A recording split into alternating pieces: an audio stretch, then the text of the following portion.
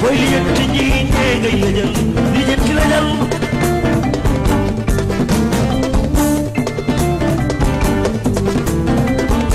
ak ñax nit ñi la ñuy dundee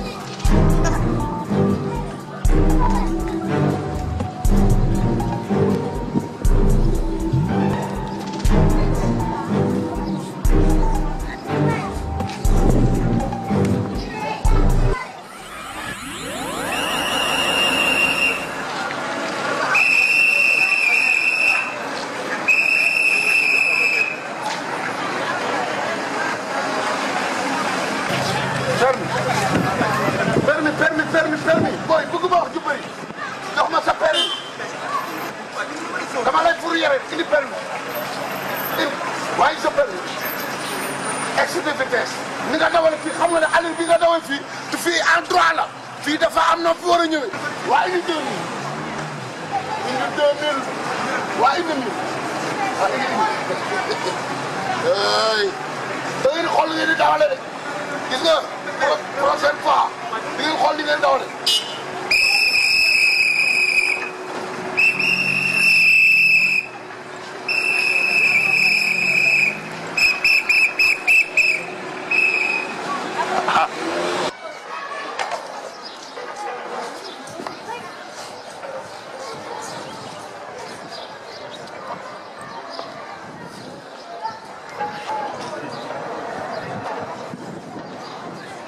mais grand.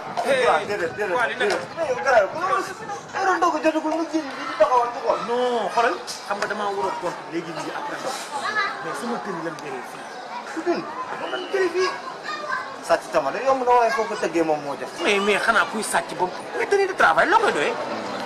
ah oui nii la mën a demee lu toll ni 6 heures ma ni sama grand heure bi daan na waay ma gis benn collègue fii ci kaw tali bu muy arrêté oto yi nii ñu leen di laajee xaalis ko dugal nii def ko sax en franc gannaaw dégg yaa ne kii bu dee policier yàqu.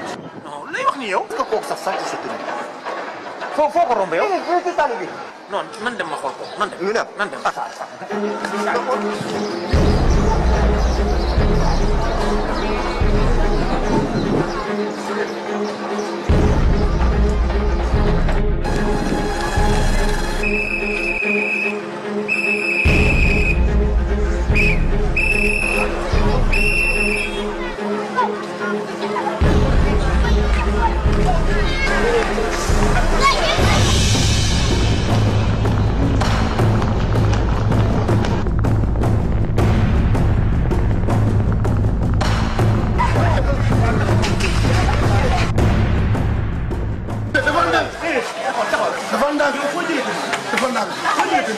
dafa ndànk rek dafa déedéet bul def loolu déedéet bul def loolu waaye bul def loolu waay dafa ndànk ooy aywa dimbali ma rek waaw yow nijaay lu xew aywa aywa laqati rek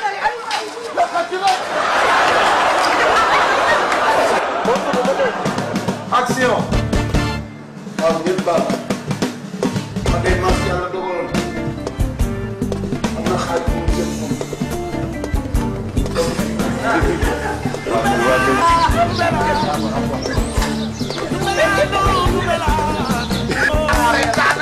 yow la ñuy xaar